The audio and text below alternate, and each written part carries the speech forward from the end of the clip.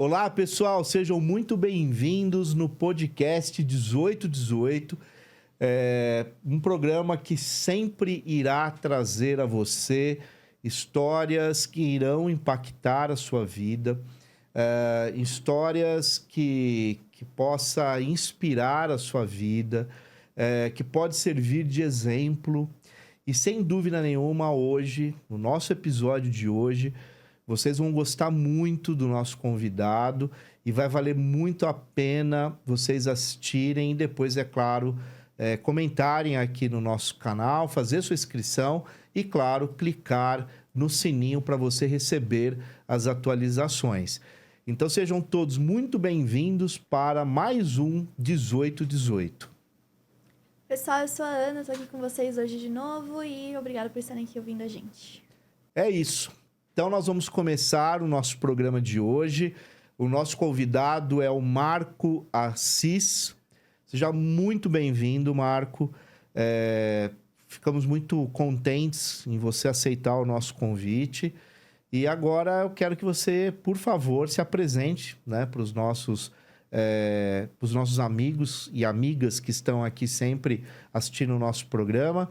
Então, fala um pouquinho quem é o Marco Assis e para a gente poder entender melhor a tua história. Obrigado, né? Obrigado pela recepção, obrigado pela oportunidade. Bom, o Marco, ele é um cara de Taubaté,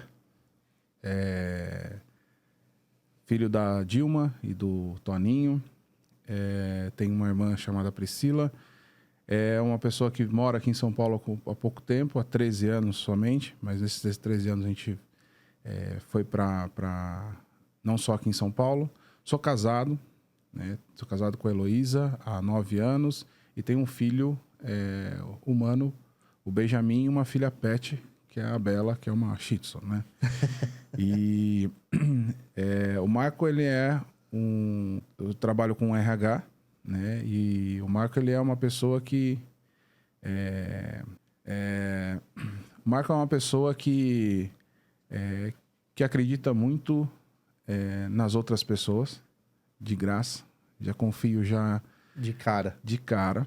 E aí, conforme vai acontecendo, conforme a convivência, isso pode aumentar ainda mais ou isso pode diminuir. Tá. Sou um cara que já tive uma experiência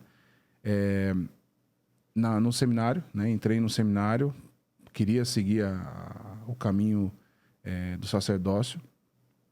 Não vi que não era minha vocação, saí e fui pro exército. Então são opostos aí e fiquei no exército, onde nesse período aí foi a parte, acho que eu mais gostei da minha vida, assim. Se eu não tivesse sofrido um acidente lá, eu estaria lá até hoje, mas foi interrompida a minha carreira lá por conta de um acidente. E enfim, hoje sou grato por tudo que aconteceu na minha vida. E esse eu acho que é um pouquinho do Marco. Tá. A gente vai conversando um pouquinho mais. Não, legal. Agora, sempre a gente entende que a família tem um papel, né, importante aí na formação inicial, pelo menos, né, em relação a nós. Com essa questão da nossa religião, da nossa relação com Deus, com fé. E você falou, né, que você foi para um seminário e, ao mesmo tempo, você é do interior de São Paulo, né? Taubaté. Inclusive, eu já dei palestra em Taubaté para um grupo de professores lá. Naquele momento, foi um encontro que a Prefeitura de Taubaté proporcionou para a rede municipal e eu fui convidado para dar palestra lá. Inclusive, uma cidade muito quente. Eu lembro que eu sofri bastante lá, né? E foi uma experiência muito positiva que eu tive. E você, sua família é de lá ainda? E como que foi essa tua infância? O que a sua infância influenciou aí na sua caminhada? Na verdade, a família do meu pai é de lá. Tá. A família da minha mãe é do Maranhão. Tá. E minha mãe é maranhense, né? E eles foram para lá, e juntamente com meu avô e tal. E aí, meu avô com a minha avó se separaram. E aí minha avó criou os 6 filhos dela. E a gente sempre... Eu fui criado dentro da Igreja Católica. Tá. Né? Mas a minha avó sempre foi uma mulher muito religiosa, né? E e assim, religiosa ao ponto de não se limitar à questão do catolicismo, né? Mas abrir a oportunidade, eu acho que para conhecer Ouvir outras. Exatamente, outras religiões e tal. E um dos irmãos dela, inclusive lá no Maranhão, ele tinha... ele falava que era o dom de, às vezes, curar as pessoas. E, enfim, chegava, dava um sopro no ouvido da pessoa e aí falava algumas coisas que fazia muita... Fazia sentido na cura. naquele momento ali, tipo, a pessoa ficava... Às vezes saiam algumas pessoas chorando, enfim. E aí, enfim, minha avó sempre foi uma pessoa muito sensitiva. E a gente foi, né, criado dentro da Igreja Católica. E dentro desse contexto todo, a minha mãe trouxe meu pai para a Igreja Católica, né? E aí eu sempre fui criado nesse meio. E aí foi quando a gente, nesse mundo, né, da questão da religião,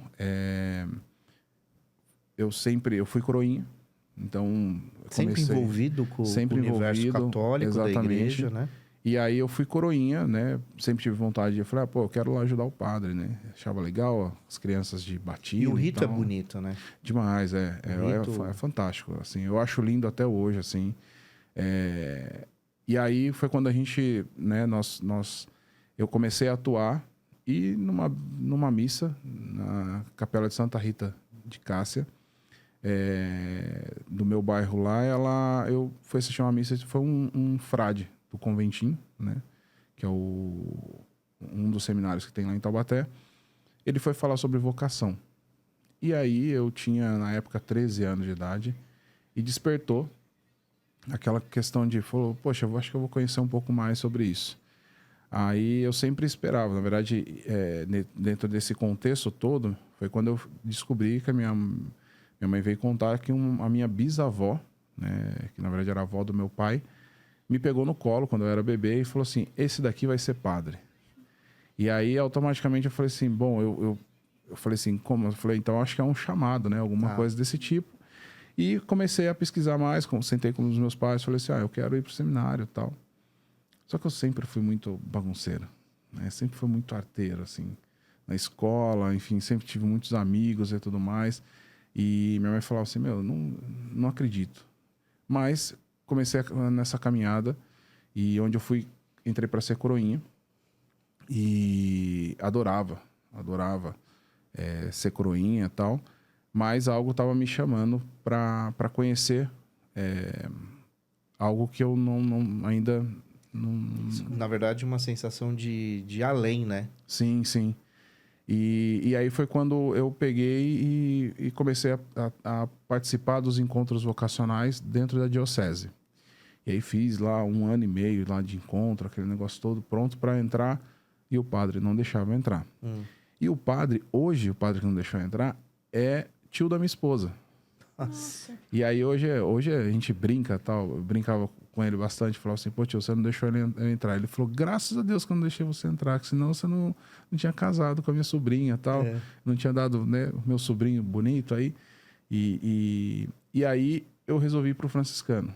Eu falei, bom, já que a diocese não é que não me aceitou, mas já que não aprovou naquele momento, eu falei assim, eu vou para outro canto, eu vou para os franciscanos. E eu falo para você que foi uma das melhores experiências da minha vida. Eu sou muito curioso e eu gosto muito de aprender, mas aprender vivenciando. Então, conhecer o franciscanismo, para mim, trouxe uma questão muito forte de você viver em comunidade, que é algo que eu adoro trabalhar com pessoas, adoro.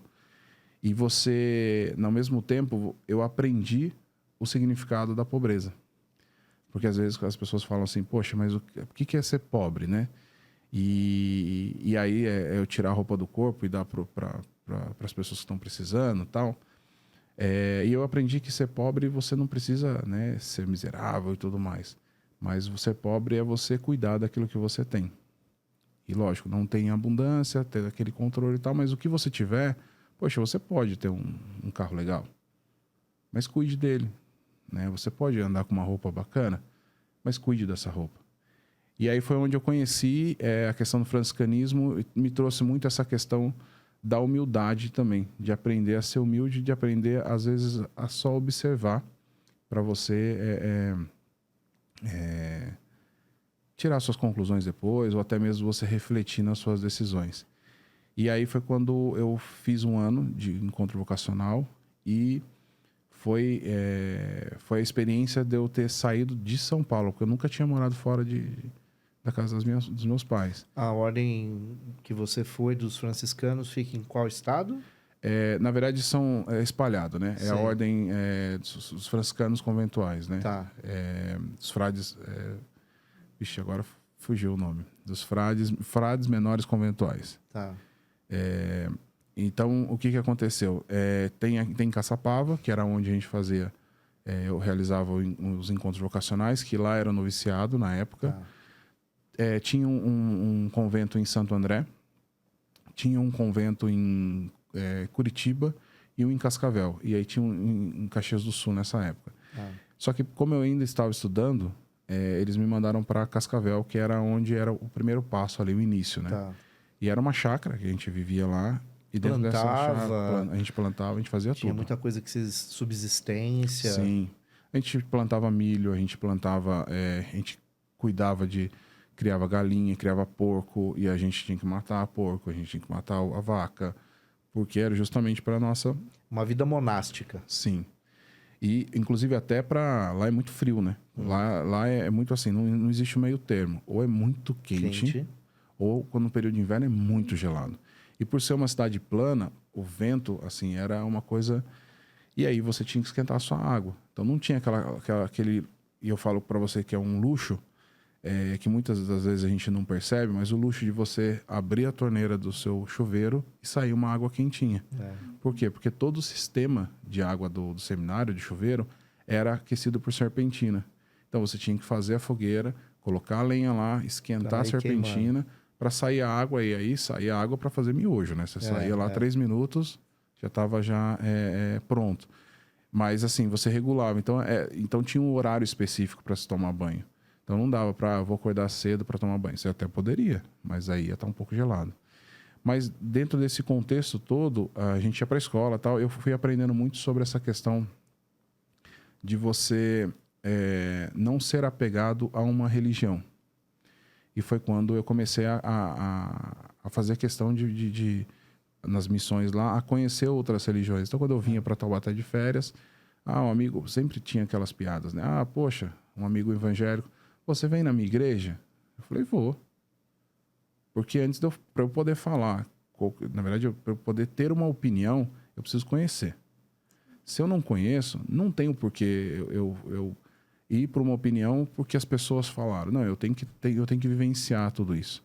Então, foi onde eu tive a oportunidade de ir em várias religiões, várias crenças, para hoje construir o marco e a minha crença, né? Continuo sendo católico, mas eu tenho alguns rituais, algumas coisas que eu faço que eu falo, bom, eu acho que para mim faz bem. E nesse contexto todo, eu acredito que com o seminário e tudo mais, eu acredito que quando você faz a coisa positiva, eu acho que isso, na verdade, é algo que Deus está ali. Deus, ou energia, ou o que for. Porque a partir do momento que você faz para o outro sem esperar, ou que você faz de coração aberto mesmo, a tendência é você ganhar muito mais do que aquela pessoa para que você está ajudando, ou está fazendo uma caridade, ou coisa desse tipo. E você tinha quantos anos nessa época do seminário, já com os franciscanos? Sim, eu entrei no seminário com 13 anos de idade, então de 13 para 14.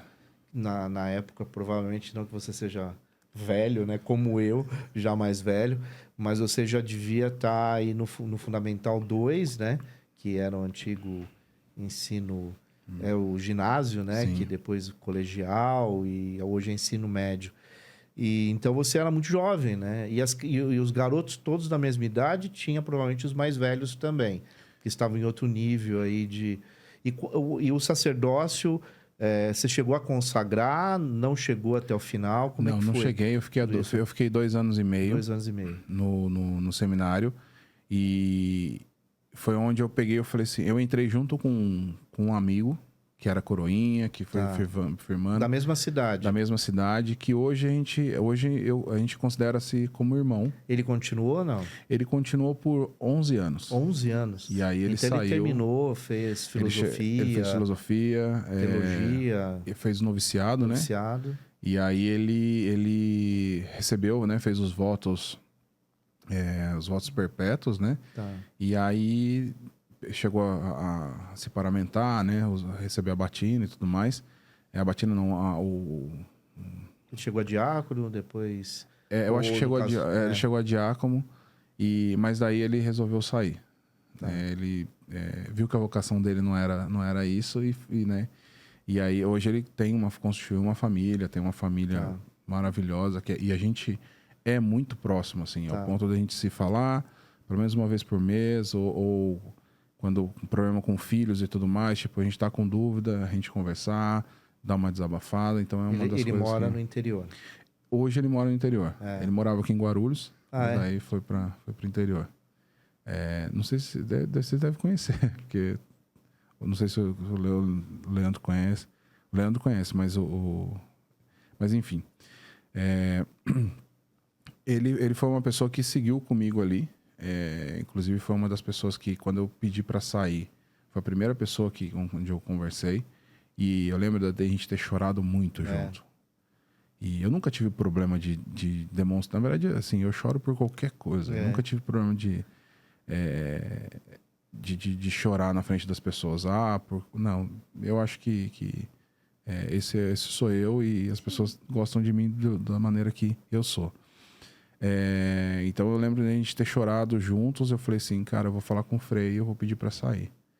E ele, cara, tem certeza? Tal? Eu falei assim, tenho, não quero. E aí eu saí. Você devia ter aí uns 15, 16 anos. Isso, 16 para 17 anos. E aí eu saí e já me alistei no exército. Tá. Então foram duas... Então eu costumo dizer que eu trouxe... Foi muito importante eu ter passado pelo seminário, porque eu trouxe essa questão da fé, das minhas crenças e dos meus valores também, para dentro do exército. E tem a questão também, pelo menos é o que eu vejo, né? Uma disciplina, né? Sim. Porque mesmo dentro desse processo de seminário, né, existe uma disciplina de horário, de fazer os preceitos, e toda uma vida em comunidade exige disciplina. E o exército é um espaço onde a disciplina é parte fundamental também, né? Sim. Então, eu acho que você já chega também já entendendo um pouco como funciona isso, né? E só que é meio... Não combina muito, né? Você pensar que você sai de uma vida religiosa, né? Que era 24 horas, né? Uma vida religiosa, por uma vida completamente diferente. Como isso se deu, né? Como que foi essa tomada de decisão? Eu tinha dois caminhos para ser seguido, né? Dentro do exército. Ou eu podia seguir o caminho errado, digamos assim, ou o caminho certo. E aí, o caminho errado seria a questão de drogas, de desvio de conduta, né? Tá. E o caminho certo é você fazer aquilo que tá ali. Bom, é para fazer o que eu preciso fazer. E eu gostei demais, né, de estar no exército, porque eu trabalhava numa área onde eu fazia vários esportes radicais. Né? Então, tipo, que na verdade que na época não era treinamento. Você engajou onde? Em Caçapava mesmo? Não, em Taubaté, na aviação do exército. Tá. Então era assim, a gente andava de helicóptero, né? Então descer de rapel de helicóptero, descer de rapel da torre, saltar do helicóptero no rio, todos esses treinamentos assim. No primeiro treinamento eu era o aluno, né?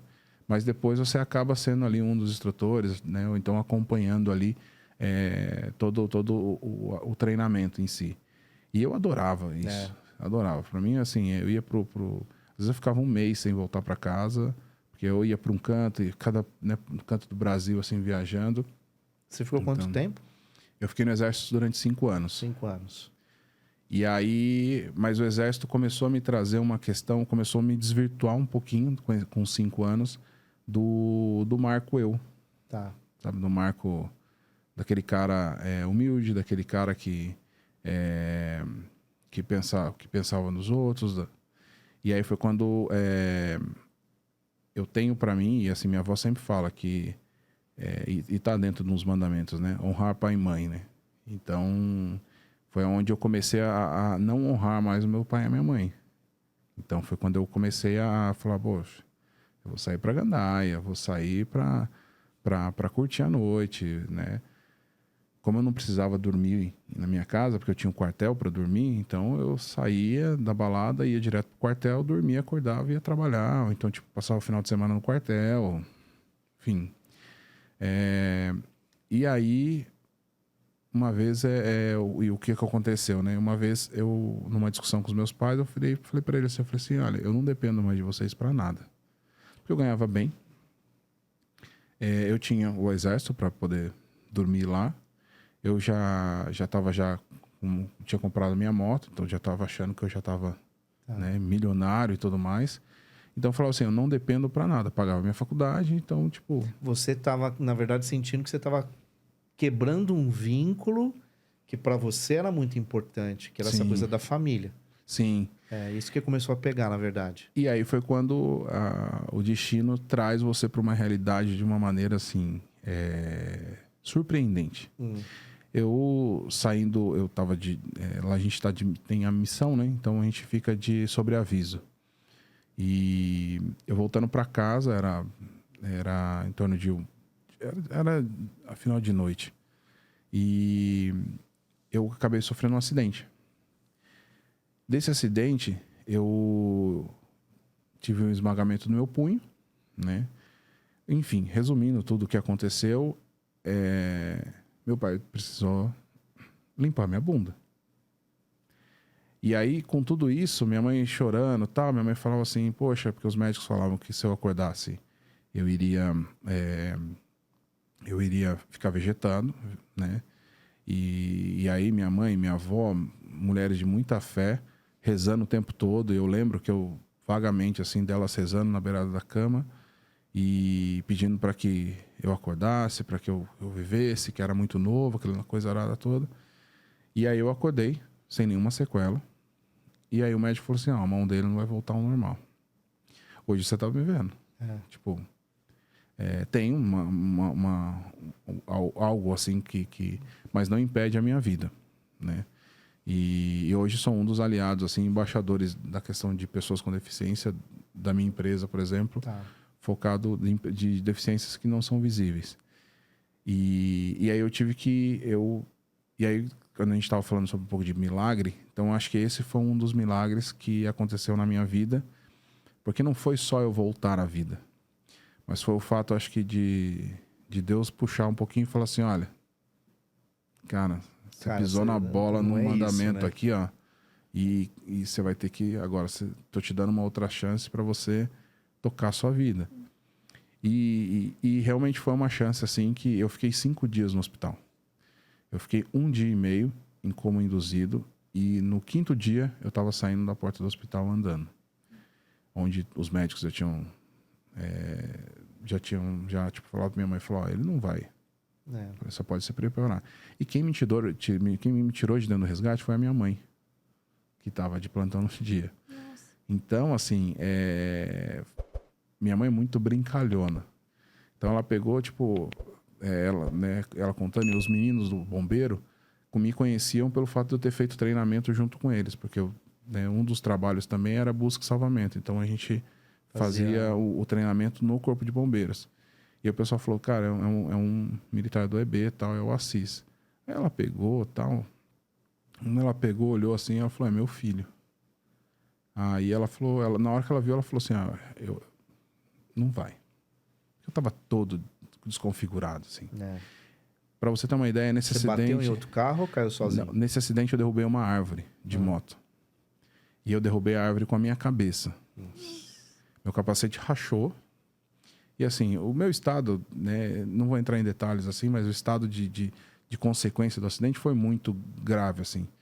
As pessoas falavam que eu não ia enxergar, as pessoas falavam que... E eu dei muito, por causa da adrenalina tá muito alta, eu dei muito trabalho. Então, tipo, os caras tiveram que me amarrar.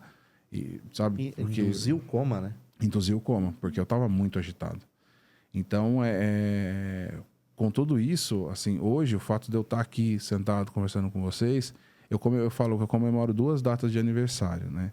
Uma, que é no dia 20 de março, que é o dia que eu nasci, né? Da minha mãe. E o outro que foi no dia 1º de abril. E aí, é engraçado, É o né? dia da mentira. Né? Porque minha irmã, os bombeiros pegaram meu telefone, ligaram para minha irmã. Na época, celular não era tão fácil como hoje, mas ligaram para minha irmã e falaram para minha irmã: seu irmão sofreu um acidente. 1º de abril. O que a minha irmã pensou? É, brincadeira de algum amigo. Falou: meu, alguém tá perturbando a vida.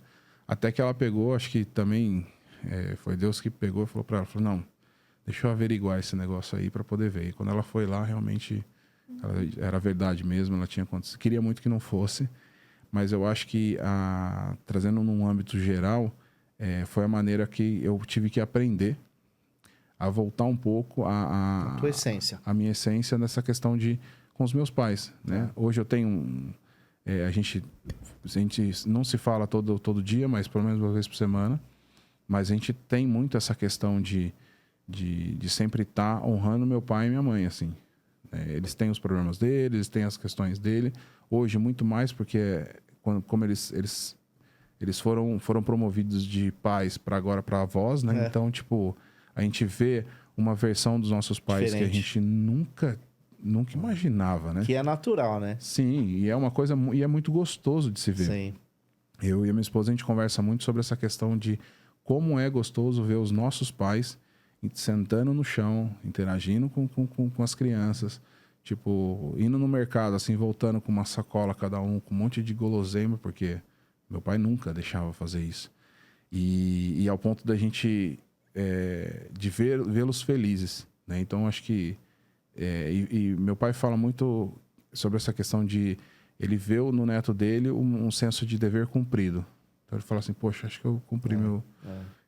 Então, agora que eu já cumpri, meu filho tá bem e tal, então agora eu vou estragar meu neto e vou brincar. Mas é por aí mesmo. Mas eu fico pensando, Marco, a gente, aqui no programa, né? Várias pessoas, cada uma dentro de uma escala, e o importante é que para aquela pessoa isso é significativo, né? Mas os milagres, eles são reais. É que a gente, às vezes, busca aonde talvez não faça sentido buscar, né? Mas eu acredito muito nessas experiências de milagre, né? Porque isso faz parte, eu acho que, da vida humana e não especificamente da questão da fé, mas eu acho que dessa questão maior que é Deus, né? Que transcende as questões das religiões, né? Então, eu acho que é muito legal compartilhar isso, porque a fé tem muito a ver com esperança, né? E, quer dizer, de repente você chega numa condição extremamente deplorável no hospital, né? Mas a gente não pode perder a esperança de que pode ter uma solução, pode ter uma cura, né?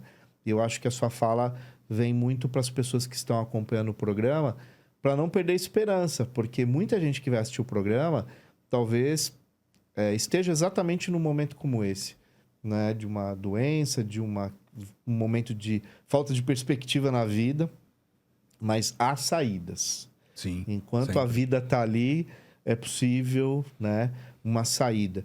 Então, isso é legal. Eu acho que as pessoas que estão acompanhando 1818, eu acho que isso é uma máxima que o programa vem trazendo, né? Não importa quem, não importa qual a sua religião, mas os milagres, eles existem. Sim. Né? E isso é fato. Não, e eles estão constantes, né? Que às vezes a gente denomina com outros nomes. Exatamente. Mas os milagres estão aí. É o fato de que, se a gente parar para pensar, o fato de a gente poder acordar todos os dias, abrir os olhos, respirar, ele já é um milagre. Porque quantas pessoas a gente conhece que morrem dormindo? Sim. Hoje em dia não tem várias idades, né? A gente acabou de passar por um período agora de pandemia. Nossa. Onde onde igualou toda a sociedade. Então não tinha rico, pobre, baixo, alto. Igualou a sociedade numa questão de saúde e de tipo, poxa, para onde eu vou correr? Então, todo mundo teve que se olhar para dentro e falar assim, bom, eu vou pedir para Deus, eu vou pedir para minha energia, eu vou dentro das minhas crenças, para que me cure, para que cure meu parente, para que... Então, é muito voltado nessa questão de a gente ter os pequenos milagres ali e celebrar, né, todas as nossas conquistas. Eu acho que é sempre importante. Isso. Eu sempre quis ser pai. Até eu brinco com a minha esposa. Mesmo na época do seminário? Mesmo na época do seminário. Mesmo na época do seminário. Eu sempre falava assim... E é uma contradição, né? Sim, sim. Porque eu falei, meu, a gente precisa... Eu quero, né, ter essa experiência. Porque meu pai é um cara fantástico, assim. Ele foi uma pessoa que não estava muito presente no começo da minha primeira infância, mas da segunda infância, assim, a gente sempre está muito junto. E a gente teve né, teve um período de... Ali, depois que eu saí do seminário, o neném, né, que saiu, ele estava acostumado àquele carinha que saiu com 13 anos de idade. E aí, quando eu volto com 16 para 17 anos, outra cabeça. Uma cabeça que você questiona. Até com mais autonomia também, né? Exatamente. E aí, pro meu pai, poxa, vindo de uma criação onde ele teve que se virar sozinho, porque meu avô morreu com 14 anos, ver um filho, né, questionando uma ordem era um absurdo, né? Então a gente entrou muito em atrito neste período. E por conta disso eu falava assim, poxa, eu quero ser... E é uma das coisas que eu trabalho até hoje, para não trazer essa crença na educação do meu filho. Sim. É muito difícil. Porque a gente, querendo ou não, a gente... a gente reproduz. Reproduz e, assim, tem algumas coisas que a gente fala, poxa, preciso pensar, você reflete, e aí é importante, eu acho que ter os dois lados ali. Então, a minha esposa também é uma super parceira que tá, falar, meu, sai um pouquinho de lado, deixa que eu vou conversar com ele. E aí a gente vai seguindo. E meu filho, quando a gente, né, descobriu que a gente estava grávida e tudo mais, eu sempre estudei muito, né, sobre a questão de paternidade. Então, como que é? Porque eu não queria ser aquele cara, porque todo mundo falava assim, você só vira pai quando nasce a criança. E eu falava, não é. Eu vou ser pai desde a hora que eu fiquei sabendo. Então, eu estudava, eu acompanhei todas as medicações, né, os exames e tudo mais, tarará, e uma série de coisas. Minha esposa tem um fã alterado, então ela teve um acompanhamento, então tínhamos um medicamento que precisava tomar. Então a gente sempre estava muito juntos. E descobri que a gente só vira pai mesmo depois que nasce. Então quando que vem, porque você recebe uma porrada, e no sentido figurado, assim, é uma porrada tão gostosa, que você fala assim, a hora que você vê que você teve o poder, você e a sua esposa, tiveram não vamos dizer o poder, mas tiveram ali a oportunidade, de você ser um pouquinho de Deus, né? De você criar um outro ser que vai ter ali o nariz puxando para você, a boca puxando para sua esposa, e você vê um pouquinho de cada coisa física, né? E conforme vai crescendo, a gente vê a questão também do temperamento e tudo mais. Você fala, poxa, isso aqui é mais a minha esposa, isso aqui é mais você e tal. Então é muito louco tudo isso. E aí quando meu filho nasceu, eu falava assim, não, agora, né? Então, tipo... E com 3 meses de idade, meu filho... Foi o nosso primeiro Natal, pronto, família, todo mundo reunida, esperando para passar. Meu filho começa a ter febre alta. E a gente deu remedinho lá e tal. Falei, mano, ligamos para pediatra, dá um remedinho que vai baixar. Baixava, 1 hora depois, subia de novo, e subia mais alto. A gente, na madrugada, não dormimos tal, levamos ele no hospital. O Benjamin, ele deu entrada no hospital com uma infecção urinária. Só que daí nós descobrimos que ele tem refluxo urinário. Então, a infecção urinária subiu para o rim. Como ele tem um refluxo, não trava. Então, automaticamente, foi para o rim. Tem contato com sangue, virou uma infecção generalizada. Um bebê de 3 meses. A gente tentando descobrir o que era. Só que antes da gente chegar nesse diagnóstico, fizeram um exame para meningite. E o exame para meningite é uma agulha nas suas costas, assim. É. E um menino de 3 meses de idade, 3 enfermeiras segurando e mais eu, pro médico colocar. E mesmo assim, ele tendo força pra gente poder segurar, porque ninguém conseguia segurar ele. Descartaram a meningite e a gente conseguiu descobrir que era a infecção urinária. E picaram o Benjamin o tempo todo, né? Agora você pensa, uma criança de 3 meses, a gente estava desesperado, porque eu falava assim, pedia para falar, oh, Deus, pelo amor de Deus, cara, agora que eu conquistei, o que eu fiz? E aí, a minha esposa é uma pessoa muito religiosa também. Ela pegou e falou assim, calma, amor, a gente vai ter o nosso milagre de Natal. O Natal, todo Natal a gente tem um milagre de Natal, e a gente vai ter esse. E eu falava para ela assim, amor, ele tá melhorando e tal, mas ele precisava tomar né? A gente ficou 10 dias no hospital para tomar os remédios. E toda vez que tiravam para poder pegar um acesso de uma criança e aí era muito fina, né? demais, assim. E ele sempre agitadão, e ele é uma criança muito, muito agitada, muito que adora brincar, saudável, né? Eu falava assim, eu não aguento mais. Eu não aguento mais. A minha esposa falou assim, calma, as coisas vão dar certo. Nesse ponto de furar, toda minha esposa não conseguiu, não teve psicológico, mente, não teve nada para poder... porque eu falei assim, não, então deixa que eu fico, sai, eu fico, porque a gente precisa... precisa estar bem. Não é algo fácil de viver, né? E aí, ele foi, eu chorando e tal. Na noite no dia, né, véspera de Natal, a médica entra e tal e fala assim, poxa, a gente podia, pai, o que você acha da gente, em vez de colocar, que tinha saído já, e aí talvez ia pegar na cabeça, né, o acesso dele. O que você acha da gente poder aplicar? Porque o remédio eu só venho aplicar 2 vezes no dia só. Então, é uma de manhã e uma à tarde. Então, e é na coxinha. Então, eu vou lá, eu posso, né, dar uma injeção na coxinha. Vai doer na hora, mas pelo menos ele não vai ter o acesso. Aí, eu peguei e falei assim, falei com minha esposa, falei, e aí? Ela falou, não, lógico, vamos fazer. Aí minha esposa falou assim, tá vendo? É o nosso milagre de Natal. Então, para mim, assim, foi algo que me arrepia muito de falar sobre isso, porque eu já tava tipo, pedindo, falando assim, meu, o que eu fiz, né, para poder chegar nesse ponto? Cara, ele tem 3 meses de idade, sabe? Coloca em mim, faz alguma coisa comigo, com a minha esposa, né? Mas não uma criança com 3 meses de idade. Passar 10 dias numa UTI, porque a gente ficou na UTI. E para mim foi uma coisa... E a minha esposa o tempo todo falava assim, calma, a gente vai ter o nosso milagre de Natal.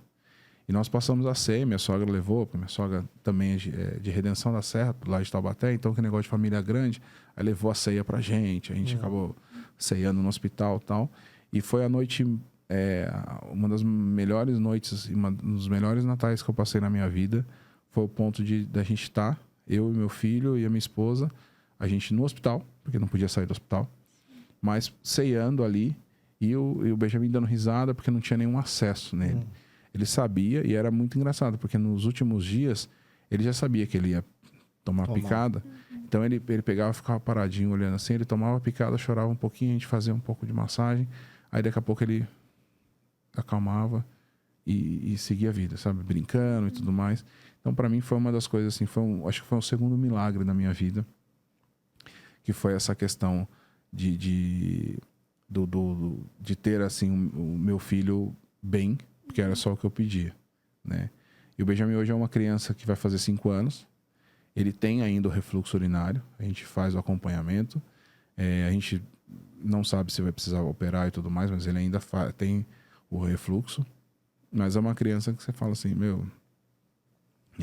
quando? Ele não passou por isso. Então foi uma das coisas assim que a esperança é algo que nem você disse, a esperança é algo que move a gente. E a gente não pode perder. E o importante, assim, o que eu agradeço a Deus, né? Pelo fato de sempre, quando eu estou perdendo a minha esperança, a minha esposa vem e fortalece isso. E é a mesma coisa ao contrário. Então, assim, é algo que a gente vem vivendo aí há 9 anos já de casado e há 13 anos juntos. Esses milagres, pequenos milagres, né? Então, para mim é algo que faz muita diferença aí. E para, né, para quem está aí em casa, não perder a esperança. Sim, eu acho que esse é o caminho, né? Bem, pessoal, estamos aqui no programa 1818. Acreditamos profundamente que são diálogos que impactam e eu tenho certeza que você, escutando ou assistindo esse programa, as histórias que nós estamos trazendo até aqui, ela possa servir para você como um ponto mesmo de esperança, pautada na experiência de outras pessoas. Hoje nós estamos aqui com o Marco Assis, ele está trazendo um pouco da história dele, de como ele foi constituindo a vida dele, partindo de experiências religiosas e também experiências de trabalho, de família, de vida.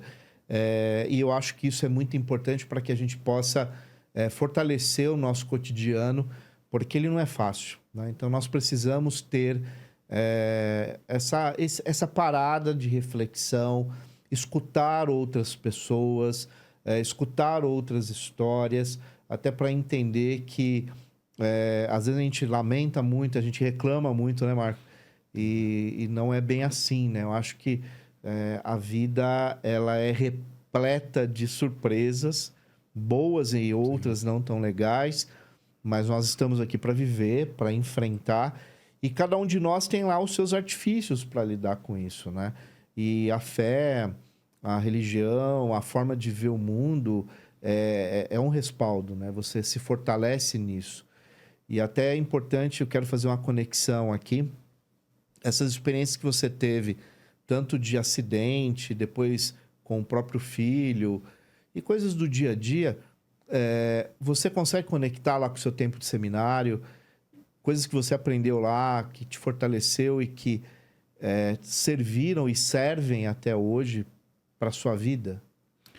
Sim, eu acho que se eu não tivesse essa preparação desse alicerce,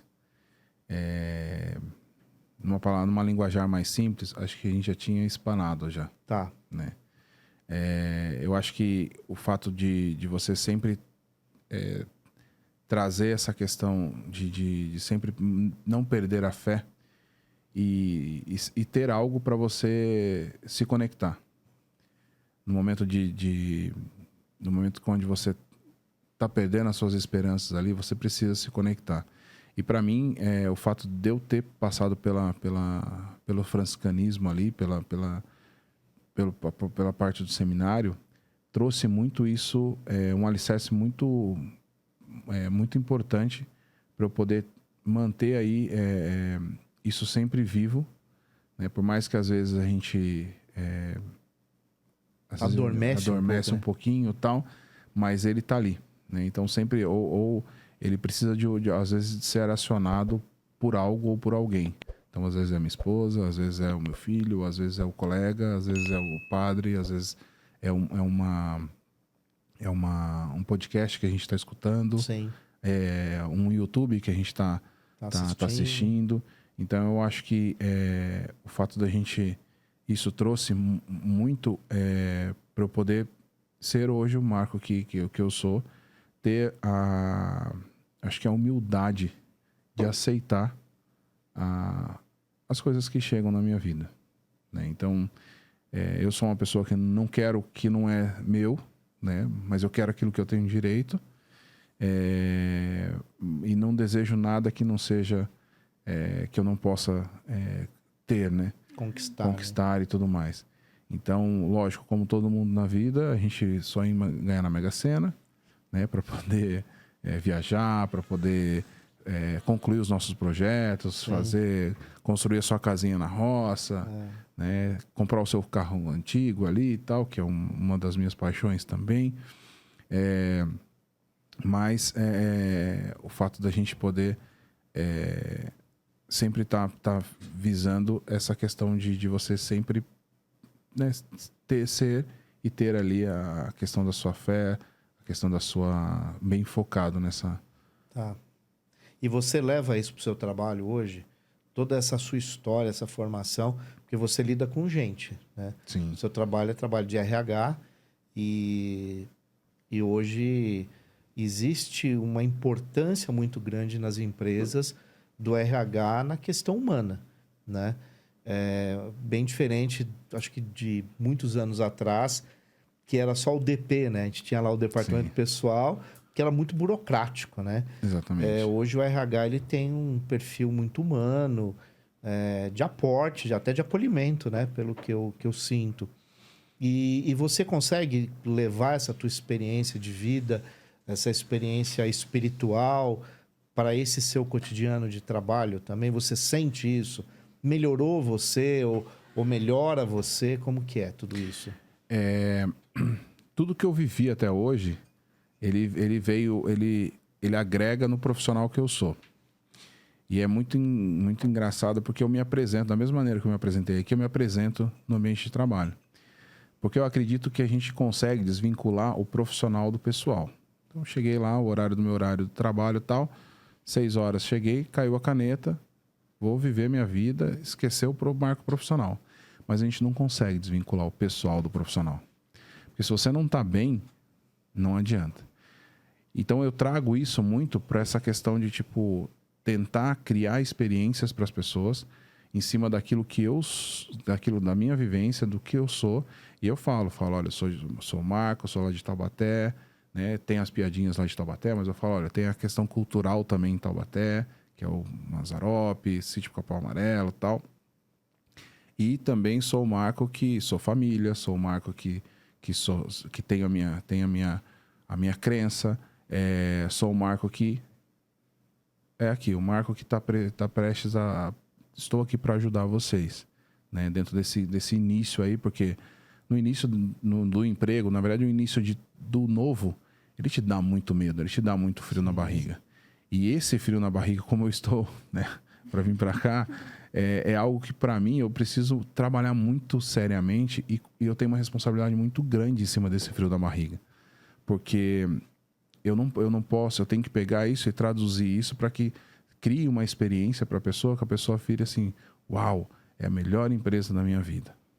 Ou então, tipo, por mais que não seja focada a empresa, uau, tipo, poxa, foi a melhor palestra da minha vida. Então eu tento sempre trazer o meu lado pessoal e colocar isso dentro do dia a dia da minha empresa. Até para criar um vínculo, né? Uma Exatamente. aproximação com aquela pessoa que chega. Porque, como você bem disse, né? O início de um trabalho, uma empresa nova, um desafio novo, gera tensão, não tem como, né? Por Sim. mais que a pessoa seja muito tranquila e muito segura também, é importante ele receber esse aporte, né? Esse amparo. E agora, quando a gente pensa em espiritualidade, eu vejo que, na verdade, tudo envolve espiritualidade quando você entende essa espiritualidade mais universalista, né? Ecumênica, porque você consegue tocar mais as pessoas, né? Você não é uma coisa segmentada muitas vezes, Sim. né? Que você fala só para um grupo. É muito importante, eu acho, que a gente falar para todo mundo, né? E aí é claro que cada um tem seu próprio filtro desse nosso programa, certeza que dessa gravação do 1818 de hoje, parte, dependendo da pessoa que está ouvindo, está assistindo, ela vai absorver parte de tudo aquilo que a gente está falando, ou talvez para alguém não sirva para nada. Mas Sim. eu acho que é importante a gente se propor a colocar isso e lutar por essa democratização no nosso país em relação à forma de ver Deus, a forma de fé e respeitar todas, né? Sim. Eu acho que o respeitar a todas as formas e maneiras de fé e de crença é uma base fundamental do nosso país, ainda mais pensando em todo o nosso sincretismo, todo o processo de miscigenação que esse país passou. Sim. Então, é inaceitável qualquer tipo de preconceito ou visão equivocada, eurocêntrica, né? Do darwinismo social lá de trás. Então, eu acho que é muito importante a gente... e por isso que é uma das vocações do 1818, né? Do nosso programa. É tentar levar para as pessoas todo tipo de diálogo, discussão. E o mote central é a espiritualidade. Sim. Cada um dentro daquilo que acredita, né? Agora, uma coisa que chama atenção, né, em tudo que você vem dizendo até aqui é o processo histórico que você passa, né? As escolhas que você fez. Apesar de escolhas muito diferentes, Sim. mas ao mesmo tempo elas se conectam de alguma forma. Então eu vou fazendo uma linha do tempo aqui. Seminário franciscano, que tem lá toda uma essência muito ligado a voto de pobreza, simplicidade, conexão com a natureza, né? Sim, A sim. ideia franciscana. Eu vejo, né? Aí é claro, respeitando a todos. Eu vejo Francisco, né? A intimidade. Uma visão muito mística também. Eu sinto muito isso nele. Sim. Depois o exército, quer dizer, parece uma contradição, mas tem conexões. E hoje é RH. E tudo isso tem lá o Marco, que é pai, que é marido, que é filho. E aí vira um combo que é você, né? Sim. Como que você se resume hoje?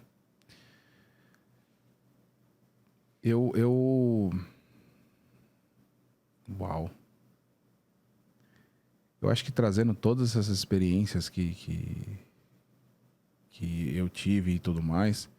Os milagres, né? Os milagres, que foram muito pontuais. Sim. Eu acredito que o Marco, ele se resume a querer ver todo mundo bem. Tá. E querer sempre fazer o bem. Você falou uma questão sobre a questão da gente se respeitar, de ter o ecumenismo e tudo mais. Eu entro muito nessa questão da ideologia da criança. Então, para mim, foi muito importante, eu acho, que o fato de eu ser pai, porque eu pude aprender que a vida é muito fácil. A vida é muito tranquila. A gente que confunde. E às vezes a gente acaba colocando algumas pedras ali, uns obstáculos, e somos nós mesmos que colocamos esses obstáculos, por conta da sociedade, por conta do machismo, por conta do preconceito, por conta de uma série de outras coisas. Mas se você olhar para uma criança, ela só quer estar ali, conviver com as pessoas. Ela não quer saber... Para ela não é que não tem importância, mas para ela não é relevante o fato de qual a sua religião, qual a sua crença, qual a sua orientação sexual, qual é a questão política, se você... Então, acho que nesse período aí, para mim, acho que se resume um pouco dessa questão de que hoje eu quero fazer a diferença na vida das pessoas. É a forma que você acredita que é importante impactar a sociedade. Sim. E com experiências, né? Porque nesse contexto todo que eu te falei, de tipo seminário, né, do franciscano, ir para Cascavel, voltar para Taubaté, isso, né? ter essas experiências. Porque assim, eu só tendo essas experiências, e tive a oportunidade de viajar para fora de alguns países e morar no Pará, por exemplo, que é um outro Brasil, né? Eu costumo dizer que é um outro Brasil lá dentro do nosso país. Mas o fato de você ter experiências para depois você... por mais que, às vezes, a gente num bate-papo ou numa conversa, sei lá, com um amigo, você, de alguma forma, você impactar ele positivamente. Ou, às vezes, ele pegar e falar assim, poxa, eu estava com dúvida se eu ia fazer X ou Y. Mas conversando com você por conta de tudo que aconteceu, eu acho que eu já tenho a minha resposta. Então, é uma das coisas que hoje eu trabalho. Então, trabalho muito na terapia, porque eu acho que é importantíssimo você fazer terapia, justamente para você, talvez... Porque o autoconhecimento, ele é muito difícil. Sim.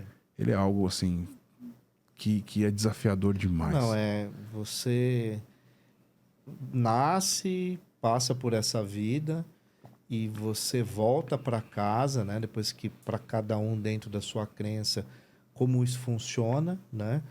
E a gente não aprendeu tudo ainda sobre nós, né? A gente, por mais que carregue um espelho metafórico diante de nós, diariamente, pelo menos eu tento fazer isso, de vez em quando eu me surpreendo com um Marcelo que eu não conhecia. Eu acho que isso é muito relevante também, porque eu estou buscando me conhecer, né? E eu acho que o caminho espiritual, ele tem uma conexão total com a questão do autoconhecimento, né? Eu acho que uma coisa conversa com a outra a todo momento.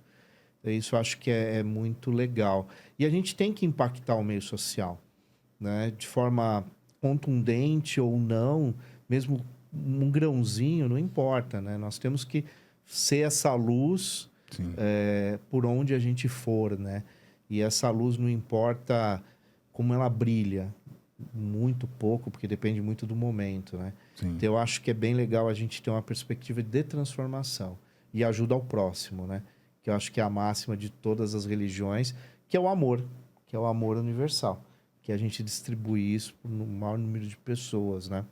Agora, eu sempre faço uma pergunta e eu vou fazer ela para você e eu quero muito assim que você, dentro de toda a tua experiência, né? Como que você conecta Deus e tempo? Eu acho que ele não tem uma conexão, ele tá o tempo todo. Ele é. Ele é. Ele tá ali. É no pensamento, é na atitude, é no andar. Cara, eu estar aqui sentado aqui é algo que, se não fosse ele, não estaria. E todas toda a tua história, né? Tudo, né, que você relatou aqui, né? Desde acidente, experiências muito diferentes, né? Tanto na sua carreira, primeiro lá do Exército, hoje na sua carreira. E até uma pergunta, você continua andando de moto também? Continuo andando de então, moto. prazer, eu também. Uma hora eu vou contar, eu tive também um acidente de moto que foram outras partes do meu corpo que eu também fiquei comprometido. E depois eu fiquei um bom tempo sem moto, mas voltei já faz um tempo também. A gente não perde essa mania, né? Não, eu voltei a andar de moto por conta do meu filho. Ele era bebezinho, né? Então, tipo, antes de acontecer a questão do episódio do hospital e tudo mais, eu trabalhava em Pinheiros, né? Eu moro na Zona Norte aqui de São Paulo. Então, de ônibus era tipo 1h40, de carro era 2h20 e aí de moto era 30 minutos. E aí o que acontece? Eu tinha uma moto que era de um amigo meu, que ele pegou e falou assim, não tô usando, quer usar? Eu falei assim, bom, vou.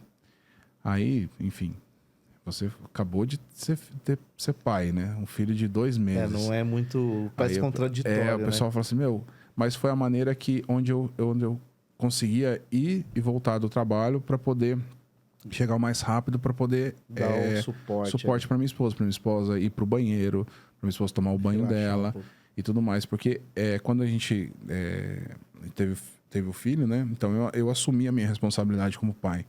Então eu não ajudo minha esposa, eu assumo a minha responsabilidade. Então ela, com 7 meses, o Benjamin teve que viajar para fora e eu fiquei 1,5 com o Benjamin. Como que eu fiquei? Peguei todas as roupas dela, que eu coloquei todos no cesto separado, que tava com o cheiro dela. A hora que ia dar de mamar, eu vestia a camisola, vestia a camiseta e colocava a mamadeira aqui para ele sentir o cheiro para poder mamar. Cada um usa a ferramenta que tem, né? Exatamente. E a sogra e o sogro na porta lá, tipo, eu falei pro porteiro, não deixa entrar. Não deixa entrar. Porque é minha responsabilidade. E se eu não tivesse eles? Eu ia ter que me virar. E ele é o ser mais importante na minha vida hoje. Então, tipo assim, eu vou saber lidar.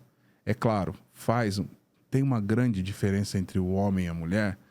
A mãe, ela, né, tem o cheiro, tem o contato, tem a pele, tem uma série de coisas que nesse primeiro momento faz todo sentido. Só que eu também posso fazer. Então, tipo, foi uma das coisas que acho que para mim foi muito importante. Então, o fato da gente estar ali, né, para poder ter. Então, nesse período, foi por isso que eu andei... Eu voltei a andar de moto por conta disso. Então, era 30 minutos que eu gastava ali, chegava em casa, minha esposa estava aos prantos, às vezes morrendo de vontade de fazer, né? Eu ir no banheiro, tomar um banho, porque não consegue, né? E aí, eu pegava o Benjamin e ia passear, ia trocar fralda, ia fazer qualquer outra coisa para que ela pudesse ter esse momento e para falar assim, não, fica tranquila, porque agora eu assumo. Agora, isso acontece porque, do ponto de vista cerebral, a gente tem um dispositivo que faz com que a gente esqueça a dor que a gente sofreu lá atrás, né? E aí a gente acaba voltando a cometer algumas loucuras, como no caso aí a moto, né? Sim. Então a gente esquece dores que a gente vivenciou em acidentes ou uma cirurgia, um pós-cirúrgico. E isso é real, né? E a gente acaba depois voltando a ter algumas experiências que pode levar. Você pode cair na rua aqui, sofrer um acidente, né? Não precisa ser necessariamente no carro, na moto, qualquer lugar assim. Mas é engraçado isso, a gente esquece. Porque se lembrar o que passou lá no acidente, você hoje nem sobe na moto mais. Não, né? Não mesmo. E, bom, pessoal, mais uma vez eu quero lembrá-los que vocês estão aqui no 1818, programa esse que quer levar até você diálogos que possa produzir reflexões, falando sobre espiritualidade, falando sobre milagres, de uma forma muito ecumênica, muito universalista. E claro, né, que de alguma maneira faça sentido para você e você tome essas experiências, né, que os nossos convidados acabam trazendo para nós através da própria história e o quanto isso pode te ajudar em algum momento da sua vida. Então, essa é uma das máximas que a gente traz aqui no programa. E hoje é o 10º episódio, a gente está finalizando uma temporada, né? E essa temporada, ela foi marcada por vários convidados com ideias e formas de entender Deus de forma muito diferente, né? Mas todas com uma única convergência, que é o amor, que é o amor ao próximo e essa relação com Deus e com a espiritualidade. E hoje a Ana Clara tem uma notícia, né, Ana Clara? Na real é uma despedida, né? Porque, na verdade, eu vou me despedir do programa. Eu sei, essa foi uma temporada muito legal, a gente teve várias histórias interessantes. E eu acredito muito no programa, espero que vocês gostem muito da próxima temporada que vai chegar aí. Mas vocês sabem, vida de universitário não é fácil. E vai ficar muito difícil eu conseguir conciliar esse final de semestre, que vai ser o final da faculdade, entrega de TCC, todas essas coisas chatas que todo mundo sabe, burocrática, com o programa. Então, eu não vou conseguir mais participar aqui da bancada com vocês, mas eu vou estar na parte de rede social, essa parte que vocês também sabem que tudo na internet precisa, né? Então, é isso. Agradeço todos os convidados, o Marco, que está aqui com a gente hoje, o Marcelo, que também aqui, dividindo aqui a bancada. E é isso. Agradeço por essa oportunidade e tal. E foi muito bom estar aqui com vocês nesses 10 episódios. É isso. Então, agora eu vou fazer a última pergunta, né? Eu gostaria muito que você, diante de tudo que você viu, você deixasse uma mensagem para as pessoas que acompanham o nosso programa e que isso venha de dentro da sua alma, do seu espírito, do seu coração, né? Para que as pessoas, de alguma maneira, entendam um pouco mais, né, da importância da paz, né? Principalmente de uma sociedade com mais paz. Bom, o recado que eu queria deixar para todos é: façam aquilo que você gostaria que fizessem para você. Eu acho que isso é da minha vida, é uma das premissas que eu tenho, de eu falar com as pessoas, agir com as pessoas no meu trabalho, na minha vida pessoal, daquilo que eu gostaria que fizessem, né, comigo, então eu faço diferente. Poxa, nunca vai acontecer, mas pelo menos eu fiz. Então, de alguma maneira, o universo devolve em outros formatos pra gente. Então, faça aquilo que você gostaria que as pessoas fizessem, como você gostaria de ser tratado, né? Tipo, E, claro, com humildade, fazendo bem, que eu acho que isso dinheiro nenhum paga. E o retorno do bem nunca vai vir no ato. Ele vem de várias formas depois. Mas nunca vai vir, tipo, eu vou fazer agora para poder ter o retorno agora. Não, ele vem em várias coisas. E é isso. Obrigado. Muito bem. Marco, muito obrigado. Você quer deixar algum contato, suas redes sociais?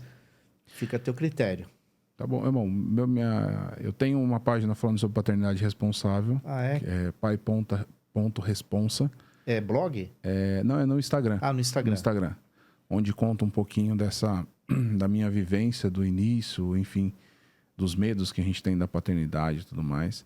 E para desconstruir aquela questão do machismo, mas para construir um masculino, né, de nós, homens, na responsabilidade de criar nossos filhos. Então, é algo que eu tenho... aos poucos a gente vai colocando algumas coisas dos desafios, né, de criar uma criança neste mundo que está... complexo demais. Mas a gente tenta. Né? Repete então, para nós o nome. É pai.responsa. Tá, pai.responsa. Isso. Legal. Então nós vamos divulgar aqui também. Aí muita gente eu acho que vai pesquisar, viu? Porque não é fácil, não. O desafio de ser pai, né? Mãe, enfim.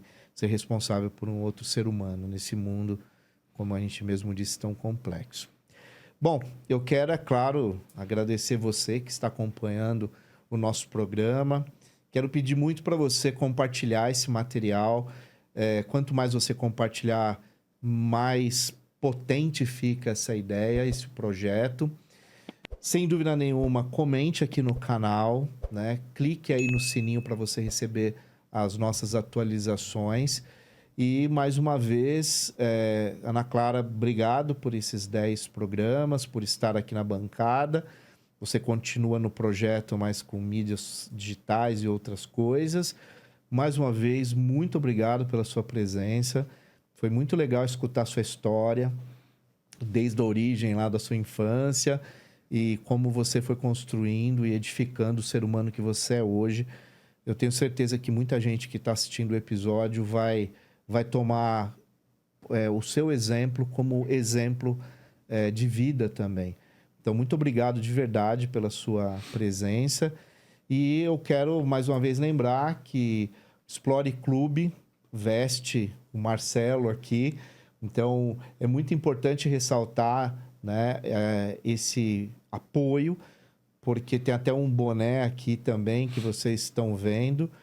E chega lá no site de Explore Clube, porque vocês vão ver muitas roupas legais. E é uma marca que tem um respeito muito grande com a natureza. E como eu fiz já várias expedições, então é uma marca que tem muito a ver com expedição, tem muito a ver com aventura. E vale a pena vocês darem uma chegada lá no site, conhecer um pouco o material deles. E a roupa, além de tudo, não só a qualidade, mas ela também agrega um valor legal e é muito bonita também. Então é isso. Muito obrigado mais uma vez. Eu desejo a você muita, muita e muita luz. E, é claro, um grande abraço do amigo Marcelo Lambert. Até o próximo.